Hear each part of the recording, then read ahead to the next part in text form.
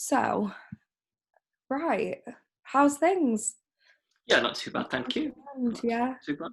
good, good. Glad to hear it. So basically, we're gonna do about a half an hour kind of chat about what you do, what we're doing, Mhm, what kind of thing we as a creative community feel that we need, mhm. especially during COVID and Yeah. whilst everything's very up in the air.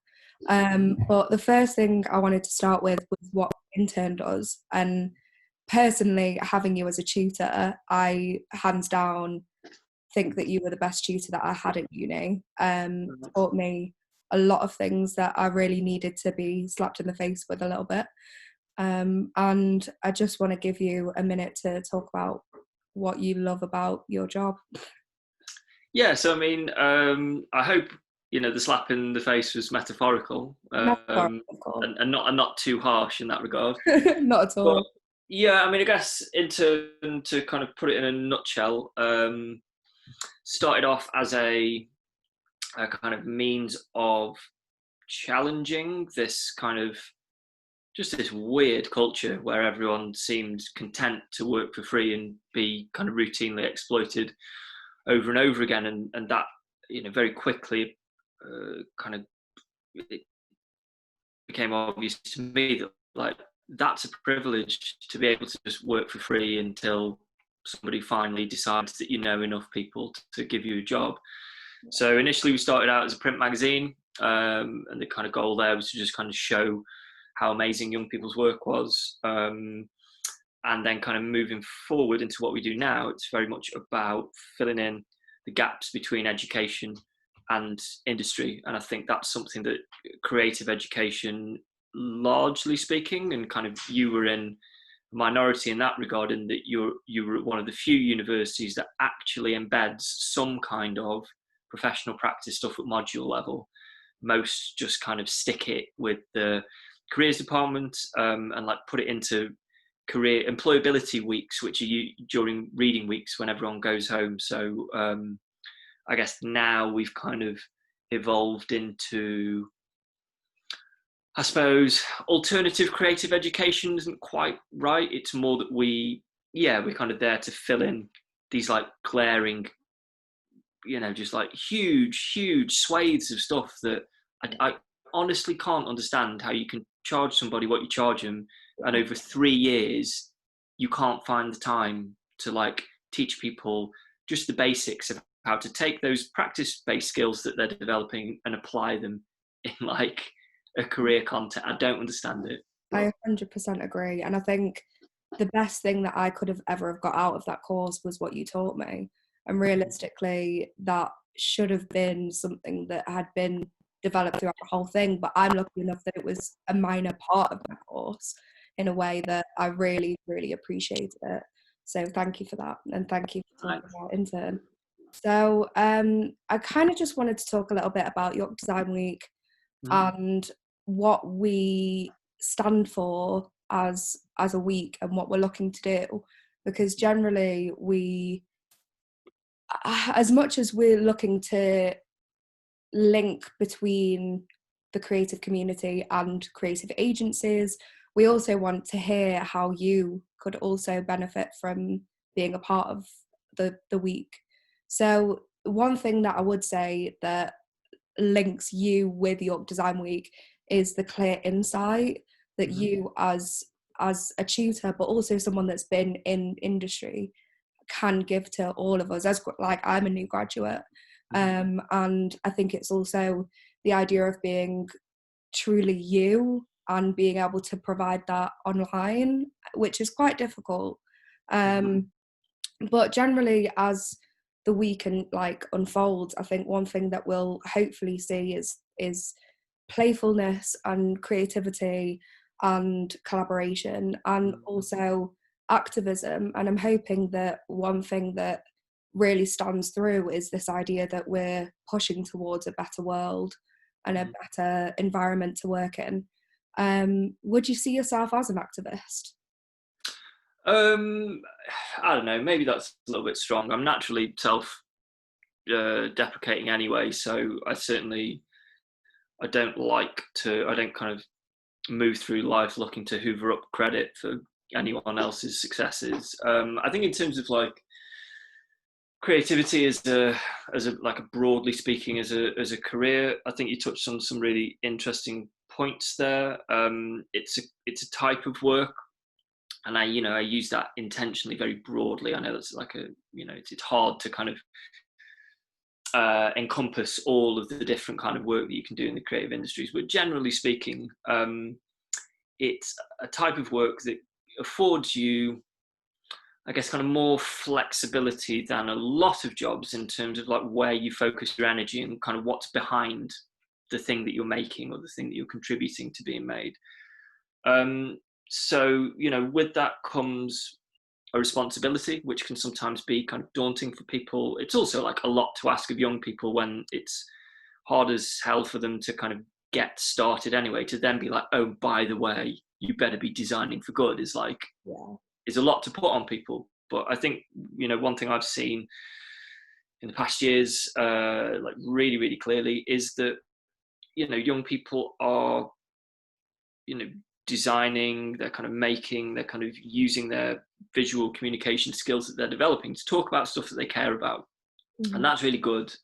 That's super positive. I guess the clash comes when, like, where's the money in the creative industries? What's the kind of barriers to access? And again, that comes back to this whole shambles of this culture of working unpaid. And again, you find yourself, people often talk about, and I think it's a bit of an oversimplification to be quite frank, but people often talk about commercial work. There's this like big evil that, like, if you're doing commercial work, there's no way you're going to be able to enjoy it because all your commercial clients will be like blood-sucking, massive, corporate. It's not that simple. And I think what you find across York Design Week and any kind of city like it, that is, it's a decent sized city. It's got a lot of kind of provincial outposts around it, smaller villages around it. It has an active creative community.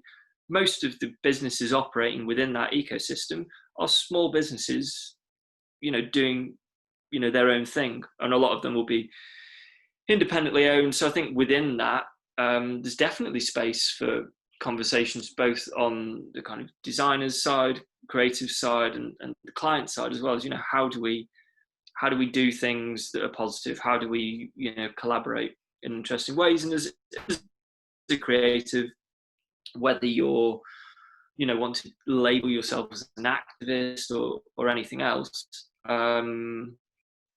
creativity is a solo pursuit. It works out for some people. More often than not, there is, a pretty large element of collaboration, either in what they do or to really enjoy yourself in your work and to kind of push your work to new levels. Like, collaboration's key to that. So I suppose, any kind of way of getting involved in an event like this is an opportunity to start conversations, isn't it? And if something comes of it, fantastic. If it doesn't, never mind. But the moment you start, or the moment you stop putting yourself in a place where those conversations can happen, and obviously because of COVID, that's become infinitely more challenging, physically and mentally for everyone. Quite quickly you can end up going from kind of really enjoying what you do to being kind of like, what's the point? We do, I guess if you were drawn towards visual communication anyway, what you're really seeking in some form or another is dialogue. So, when that dries up, it gets pretty tough pretty quickly.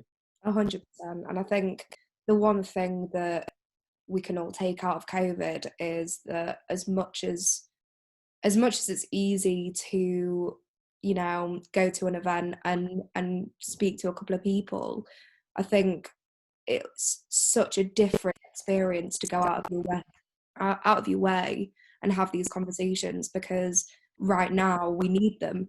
As human beings, our mental health is in the pits. We need these conversations, 100%. And I think that also links back to how activism as a designer, but also as a person in the world where everything's a bit up in the air, can really push your work in an interesting way. Um, anyway, so back to kind of collaboration, and I just wanted to ask whether at any point you'd worked with somebody that really highlighted an aspect of, I mean, in terms of like the creative side, but also just generally in business, something that really sparked an idea that you hadn't thought about before. All the time, like, like all my, all my best ideas come out of conversations with other people, generally speaking. Now, that's not to say I wouldn't take credit for, putting the idea in place and kind of like pushing it towards its final form. But, one of the biggest challenges of, if you're kind of working for yourself and you're working independently, oh my, it's like you're your own worst critic. So you stop so many ideas before they even start. If you, like me, are a bit of a perfectionist, a lot of stuff never gets off the ground because you spend so much time umming and ahhing about it that somebody else just does it a bit better anyway, and then like that, it's just something that you were working on, you poured all this time into, and like never sees the light of day. So yeah, with me, like a lot of the time I need that kick up the bum, and it can be people who are working for me, it can be people who I'm having conversations with. I think like I'm a bit of a contradiction in some regards, because I make no bones about it, I really don't like networking for networking's sake.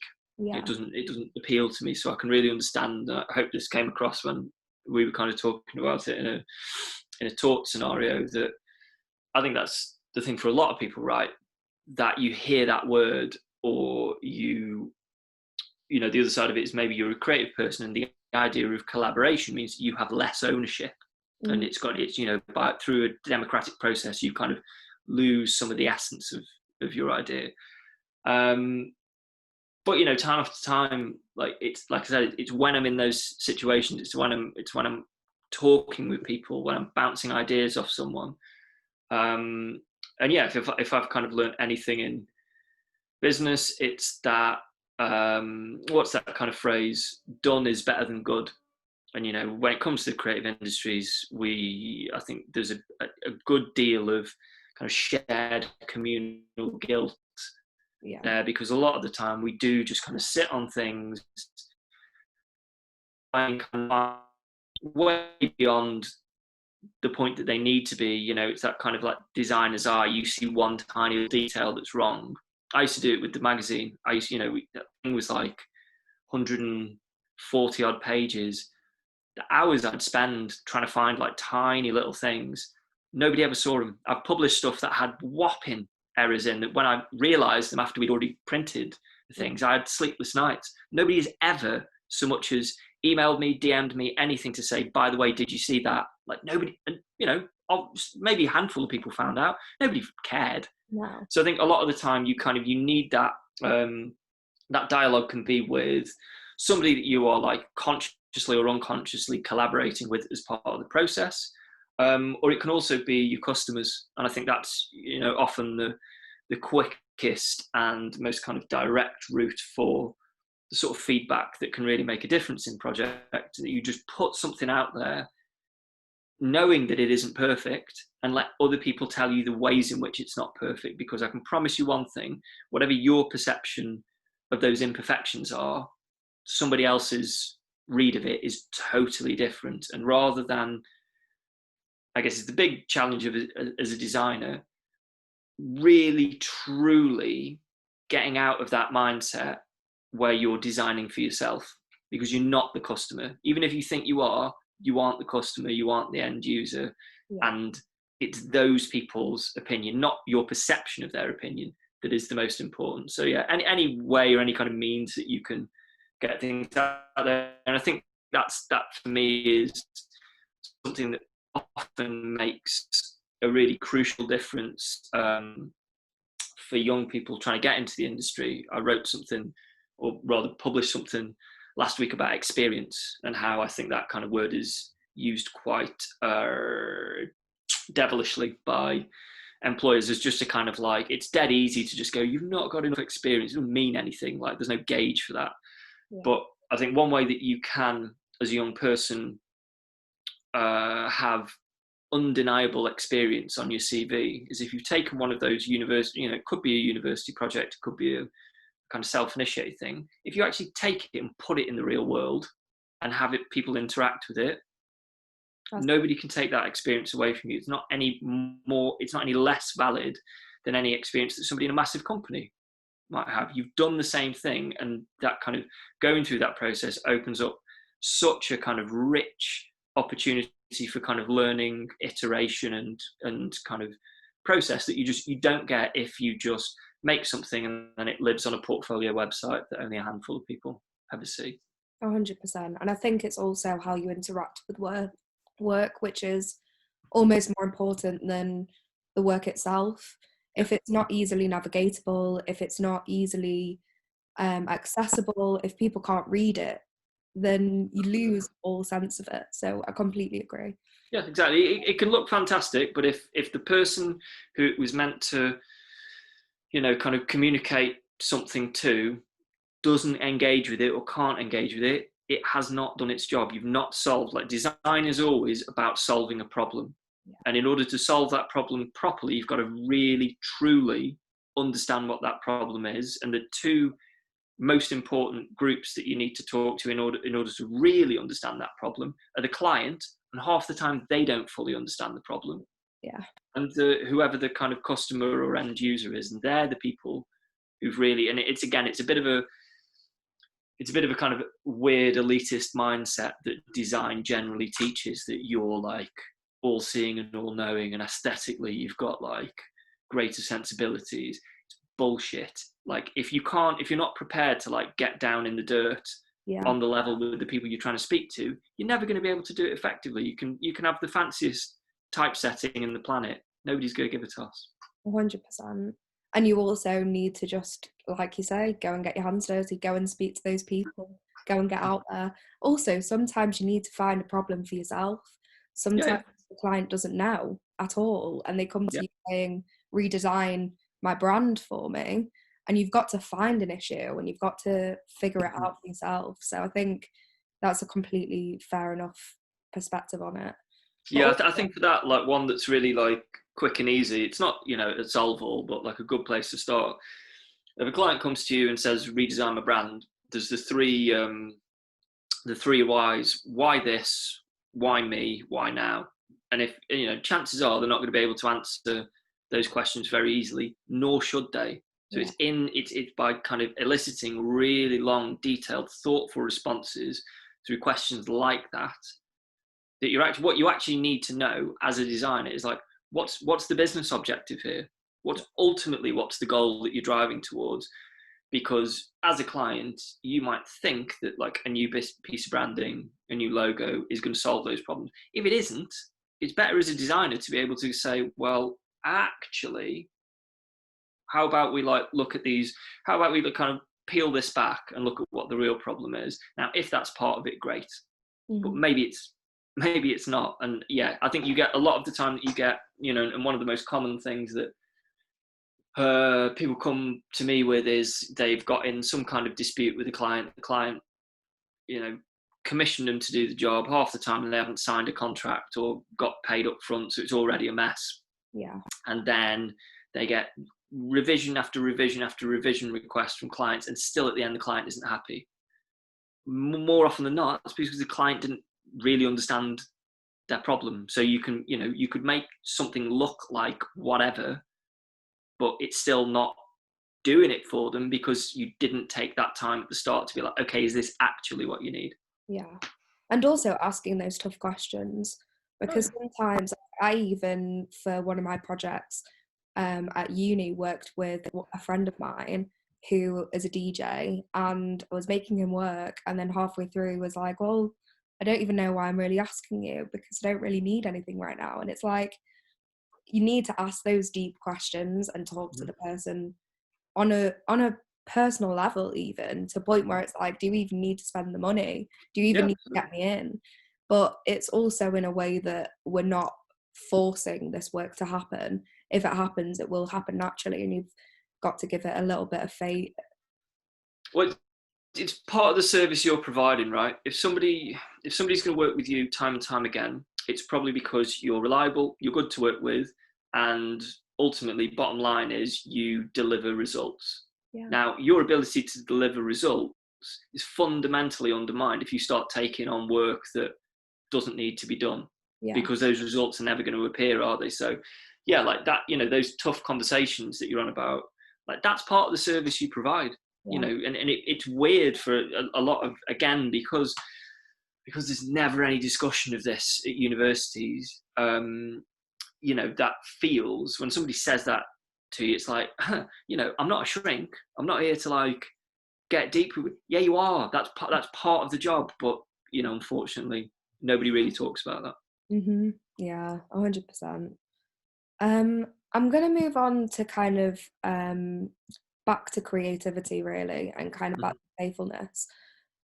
Because York Design Week, we're really trying to install this idea that everybody should be having an interesting take on everything, how we look at any kind of design, but also any content online, anything that you could bring fun out of in any sense of the word, especially obviously in times like COVID, where we're stuck inside, we can't see our family and our friends, and the only thing that's keeping us from insanity for the most part is creativity and playfulness. So I was hoping that you'd tell us a bit about how you play and how you feel most creative. Oh gosh, I guess for me, the relationship with kind of play, in terms of my creativity, is like, it makes space for my creativity as much as anything. It's a very kind of necessary. If I don't get out and about, if I don't kind of break up my day, you know, like a lot of people now, you know, I have a room to work in. It's not a room that's intended for work. It's my child's nursery. You know, I spend my days working in a rocking chair, which sounds pleasant. It's not very. It's not ideal. But yeah, for me, it's always been about trying to kind of punctuate the day, and kind of understanding. I think everyone has a different creative process. For some people, kind of play maybe can feel forced, and then it's not really helpful to tell people just be playful, because they're like, oh, you know, it can make them, if anything, it can make them feel really, you know, extra stressed, because that doesn't come to them naturally. So I guess for me, yeah, definitely, it's about trying to organize my days in a way, in my week in a way, that I can give myself like little pockets of time off, and that those pockets of time are deliberately, you know, for stuff that is not work related. And that's really hard, and I find that, you know, it's an ongoing challenge for me. So it can definitely be the case that I'm meant to be in kind of play mode, but I'm still in work mode. I'm still like checking an email or something like that. So yeah, I think it's definitely an ongoing process for everyone, right? So, you know, if you can bring a little bit of that into your practice and your day where you kind of didn't have before, if that's the kind of one of the things you take away from York Design Week, fantastic. Like, I think when it comes to new habits, you know, the easiest way to kind of develop a new habit is to like try and take one on at a time, and do so gradually, and understand that it will take, you know, a fair few days or weeks of you kind of making yourself do that thing before it starts to feel natural. And I think play can sometimes feel like that. When it's forced, it's like, that's not fun. Yeah. But when it starts to, it will, you know, and it can for everyone, I think, you know, start to feel a bit more natural, and maybe that's where you get the benefit. But yeah, no, it is super important, but it is, like you say, it's a tough one, because everyone's situation right now is like, you know, everyone's context is a little bit different. I know, you know, we've spoken in the past about just the kind of challenges of a change of environment. And when you kind of, as a creative, a lot of the time, if you think about a creative process, a lot of it is control, right? It's about understanding how you work best and trying to build conditions where that can happen either most frequently or with the most consistency. Yeah. If you take away your ability to control that environment, it's all, it goes pretty pear-shaped pretty quickly, doesn't it? So I think, anything that you can do, any small change that you can kind of bring in to your life right now, that just, I guess, you just try and be a little bit easier on yourself. And again, I'm not great at this. I'm very good at giving great advice and then not taking it. But it's important to give yourself a break. It's important to kind of, in terms of expectations, I talk a lot with people about managing client expectations. I think you've got to like manage your own expectations as well, and that can be super tough because we're all, to one degree or another, and to another definition, aspirational folk, aren't we? We all want to kind of like improve or do more or do better or be more playful.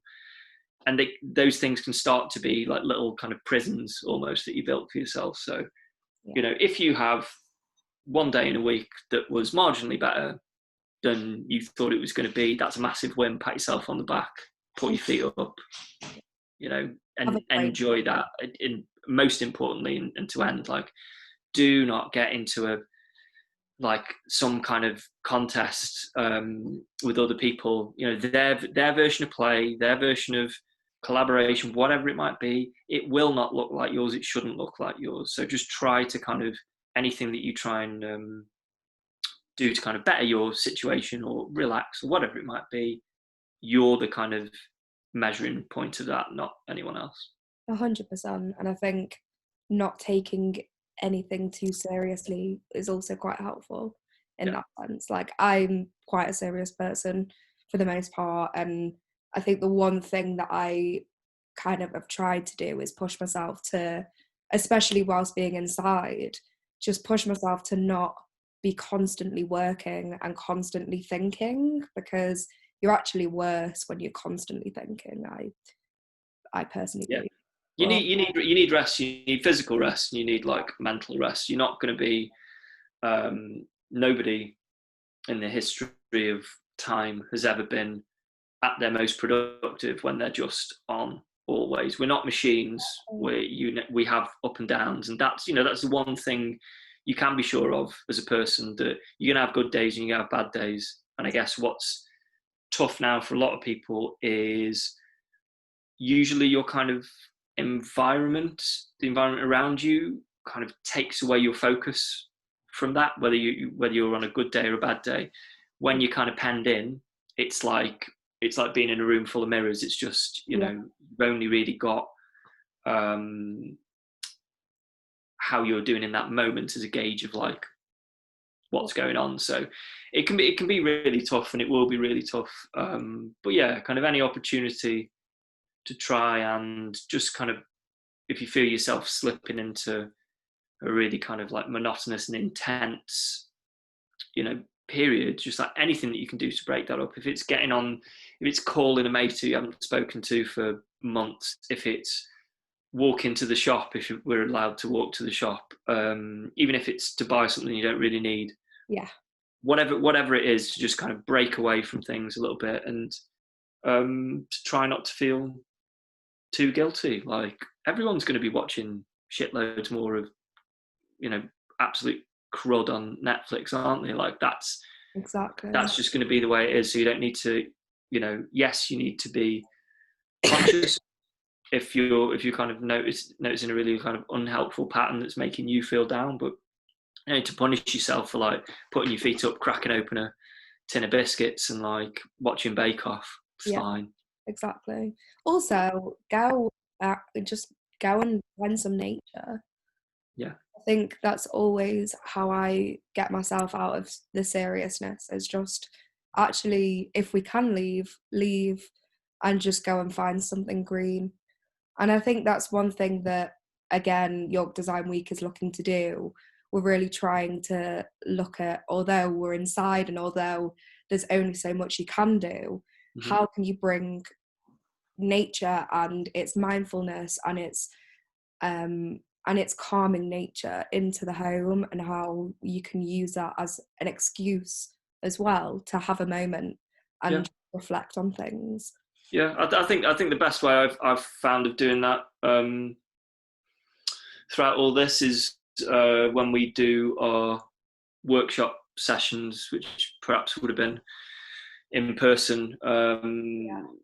Now we kind of, within them, are designated periods where you work away from screen, and I'll always kind of, maybe a session, the kind of pre-recorded video content is an hour and a half. I'll give people 3.5 hours to complete the session. I'll encourage them to make sure they stop and have some lunch and they have some exercise as well. And if it's within this kind of the program of this week's events, like once you've finished listening to me talk absolute gibberish for 30 minutes, whatever, go out and have a walk, if only to get the kind of tinny echo of my voice out of your head. Like, mix it up, walk. I always remember, and it kind of seems really pertinent now, years ago we got, when I was developing one of our sessions on freelancing, got some kind of tips from people who'd been around the block a few times or like were new to it, and just the little techniques they used to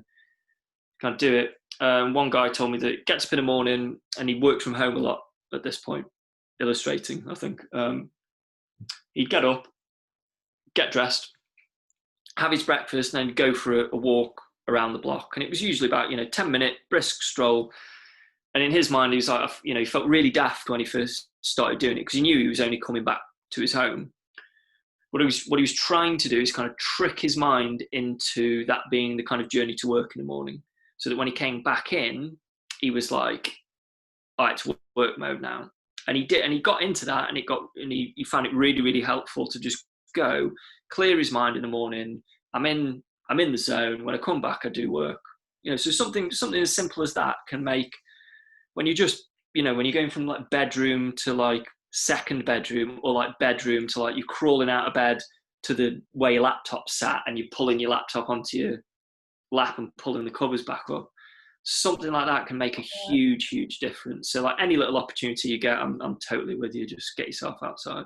Yeah, mimic the commute. And like you say, in terms of like York Design Week, I think that's one thing that we're offering is basically a week-long Zoom call. If you wanted to go on for 5 minutes, then you're more than welcome to have a look at what's going on. And even if you wanted to go to York, there's loads of things happening there. And I just wanted to talk about one of the most exciting parts of the programme that I'm looking forward to anyway, is going to the Minster and basically having 26 different typography-based prints, which will be in the Minster Gardens in York.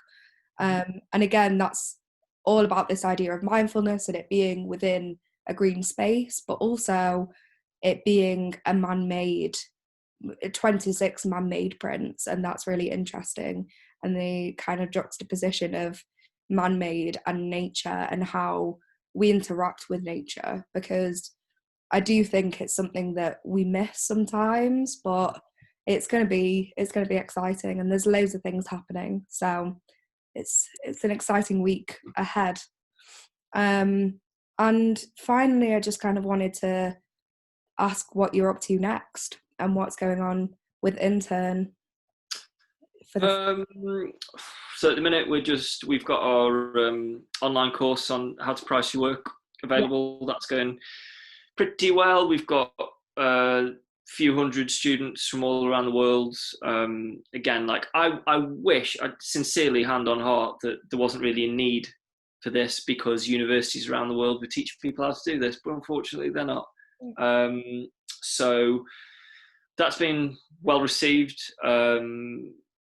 And again, I guess in terms of a lot of the time, it's not the kind of volume of feedback, but the kind of the quality of it. So, a lot of people saying that this really is kind of making a difference for them, kind of improving their confidence with their kind of finances, putting them in a position where they don't feel guilty, charging like a rate that means that they can make a living, which is like particularly in the UK, it's a big hang up we have, because we don't talk about money.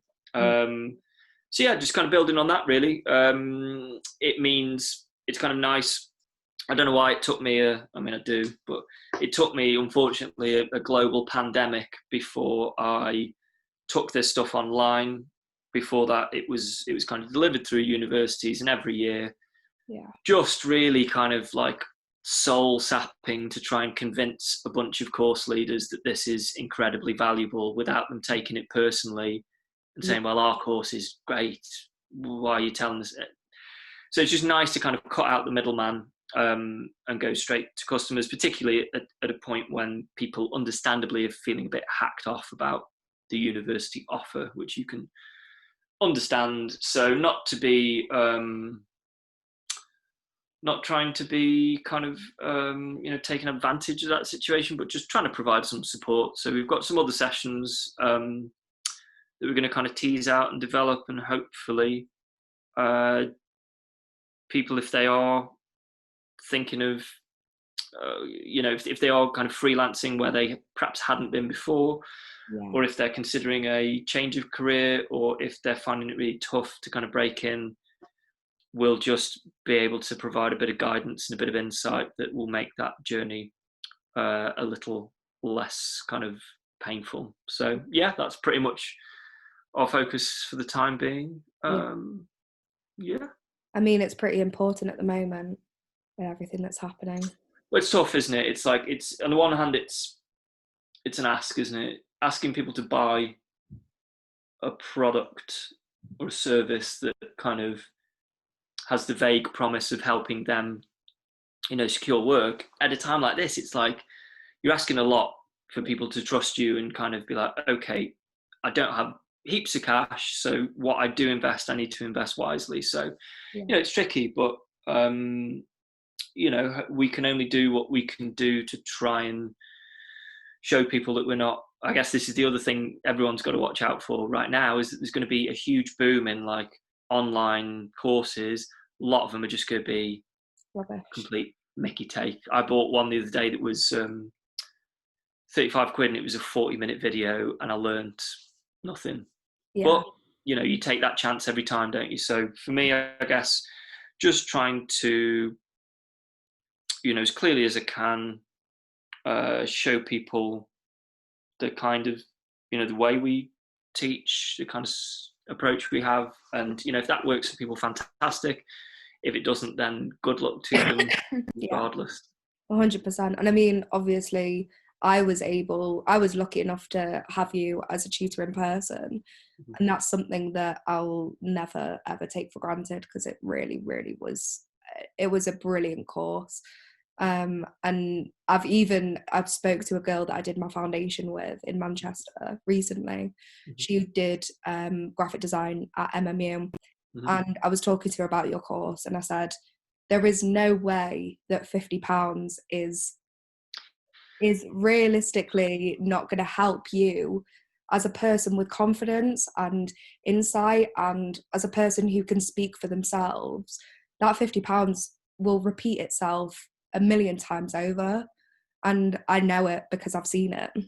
Yeah, well, I mean, I guess it's tough though, isn't it? Because online sales it's a kind of a haven of get rich quick schemes, and they all claim to change your life. It's like, get onto this pyramid scheme and you'll be like driving multiple Lamborghinis. So it's really, really lovely to hear that. I think MMU is one of those places that I've had that conversation with the people who work there multiple times. I think I've been in once or twice during a career week. It's like, cool. So they clearly don't value. I've been told various occasions there is no room in that course, and that without beating them up, because they're one of many who have this approach.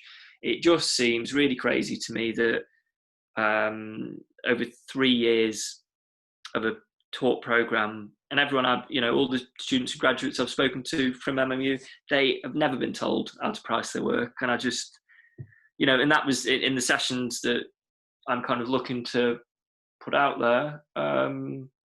That's one part of the puzzle. There's probably like 20 more unfortunately. Yeah. So yeah, we'll see. But again, this is another reason why it's nice to kind of cut universities out. I've given them probably 5 years of my life trying to convince them that this stuff is worthwhile. And despite every single year, students, being really, the ones that I do work with, being really like just happy that we were having the conversations at last. That's how the dial doesn't really shift, unfortunately. But never mind. At least now, if you are conscious and aware that this is something that you want to work on, we are an option that you can consider. Yeah. But yeah. 100%. Well, thank you so much, Alec. Pleasure. I'm gonna stop recording.